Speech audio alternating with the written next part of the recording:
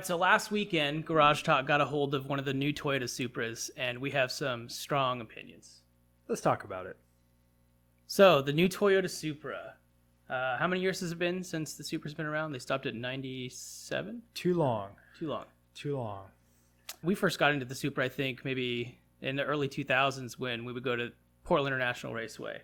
And it was a pretty common, I think, quarter-mile car being run there. And super awesome because it was one of the, next to the Civic and a bunch of other imports, it was one of the best tuner cars at the time, right? Yeah, but it was certainly a different class than the Civic, obviously. I mean, it was part of the legendary 90s cars with the 3000 GT and the RX-7s, just really showing the muscle of Japan at the time. Mm-hmm. But relaunched in 2020. We took that around. What are your initial impressions? Initial impressions, man, that is a great car. I mean, and look, we're going to get into a lot of details of this vehicle, but just from an overview, yeah, it was a partnership with BMW, and that very strongly reigns through the entire car. However, it's still just a fun, fast car. My thoughts. Yeah, and that was a controversial piece of it, right? Is that they didn't use I forgot what it's called, like the J something 2 engine. The power plant before. Here. We're gonna get roasted. You know what? There's strong opinions, right? That they use BMW's inline 6 3-cylinder for this. Basically, a lot of the parts besides like the body are BMW. I mean, the steering wheel controls everything. But man, it is a great engine. It feels awesome. From reading all the like negative, I guess polarized opinions about the Supra, I was expecting to get in and it'd be super underpowered and disappointing, but that's not what it was at all. No. All right, Phil. So I think the first question that we can lead into here is it fun? If fun is defined as does it go fast, does it go around corners and throw you into the side of the car, and does it make awesome noises, then yes. Yeah, I think the only thing you're missing there are the smiles on our faces as we go through those corners. I mean, that car was an absolute blast, and I just love the fun factor of the vehicle. I mean, just all the way around. Yeah, not to leave out the smiles on the faces, but there is one thing I personally felt that it did miss too. Is what's that? The turbo noise and the induction noise. I wish that was a little more aggressive. I felt like it was a great volume, a great tone to the exhaust, but I want to hear that turbo a little bit. Well, especially with that obnoxious exhaust that it has, like that whole tune that it has in sport mode. I mean, just for you guys at home, basically, in normal mode, it has a start-stop. It's kind of tame. In sport mode, it's pop, pop, pop, pop, pop. And then it does the downshifts when you're going through like a small city. It's so obnoxious. And so you're just saying just a little bit more of that. Give me that turbo noise, a little bit of a blow off, some wastegate noise, really and that's, go all the way. I'm glad you brought that up. The popping noise that it makes is with every downshift. I mean, especially if you're in sport mode, it doesn't matter if you're driving non-aggressively, aggressively, manual, or automatic. You are going to get the backfire pops from the exhaust, and it is very audible. And that's just one of those things that adds the fun factor, right? So yeah, definitely a fun car. I mean, I mentioned it might be too obnoxious, but then I kind of corrected myself when we were looking at it because it still has a non-sport mode that doesn't do that. And so if you're going to go sport mode, go all the way. Mm-hmm. I love it. Yep. Next question is going to be, is it fast? So, I mean, just generally speaking, what do you think? Well, not that I tested this myself, but it will get to 140 pretty easily.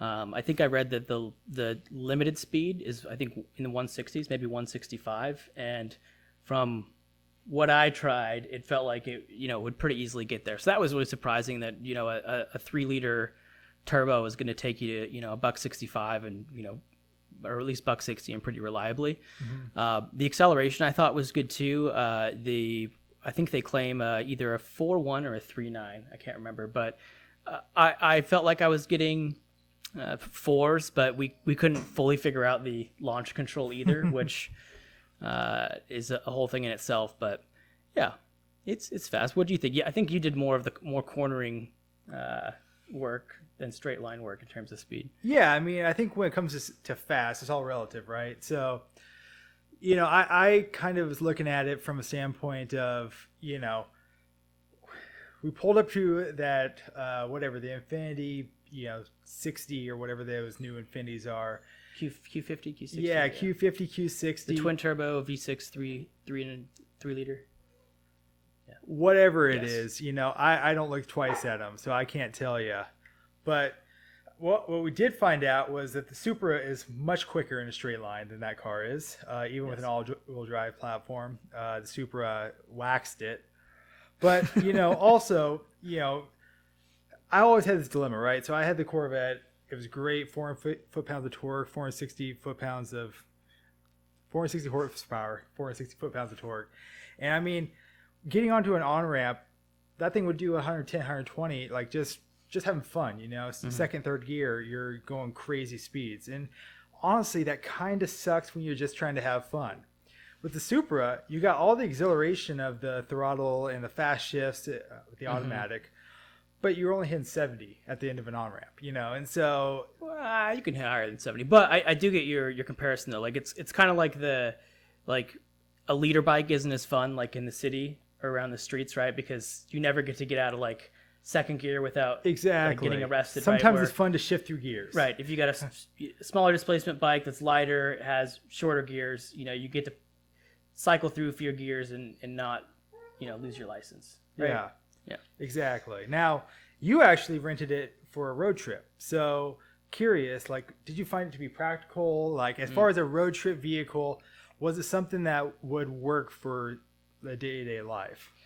I did a 4-hour drive up and back, so 8 hours total in a 24-hour period, and it actually was surprisingly comfortable. I'll say that. So the ergonomics weren't bad in terms of the seats. However, there's no storage. I think all you get is like a cell phone size slot in the center console. You don't really get any door pockets. You kind of get 2 cup holders, but they're right where you want to put your elbow. Yep. Trunk is, a hatchback size trunk, but it actually comes to a really narrow area like where mouth. You actually put stuff. Yeah, mouth, I guess. So it wasn't easy getting stuff in and out. There's certainly not more than a duffel bag or 2. Right? Sure. So, in terms of practicality, I mean, if you're buying that thing, you're probably not looking for something to like take your kids to school in, right? But so no, I guess the answer is no. It wasn't very practical. Well, it's funny you talk about that because 31 miles a gallon though on the highway. I didn't get anywhere close to that way I was driving, but that's what you can get.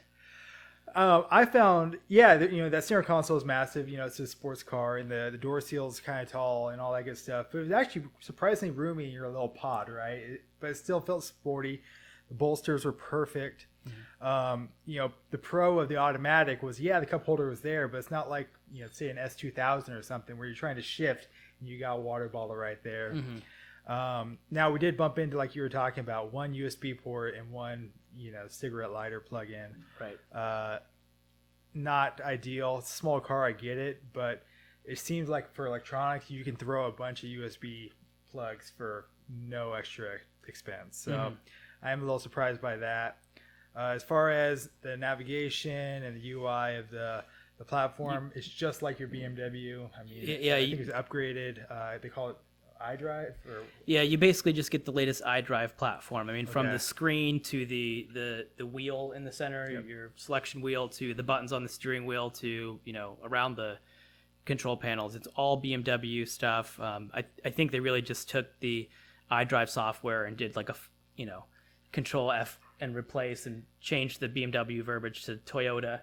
But it is very familiar in that sense. And you get the dual climate control, you got heat seaters, you got everything that you'd expect for a $50,000 plus car. Well, and I don't know if you did this, but shout out to Doug DeMero, who, when he reviewed it, he went through every single menu to see if BMW got left in any one. One of the best reviews I've ever seen. Have him going through there and saying, "Hey, shout out to Toyota for going through the whole thing, and not falling for it." Yeah, Doug DeMero would go through every single menu option to look at that. Doug DeMero, the guy that would look at the quirks. Find some quirks.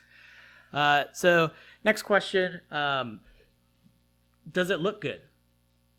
Yes. I agree. It looks good in a Civic Type R way. And now, maybe not as extreme as the Civic Type R, but it is obnoxious. It's loud.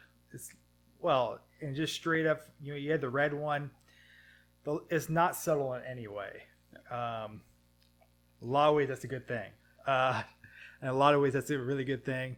I'm not sure how well it's going to age. You know, the RX-7 has that timeless look. The older Supra has a timeless look. This one's kind of polarizing, and I'm going to be, interested to see how it ages. Yeah, I agree. That's to be determined, but I do think that for the price, you do get an exotic look.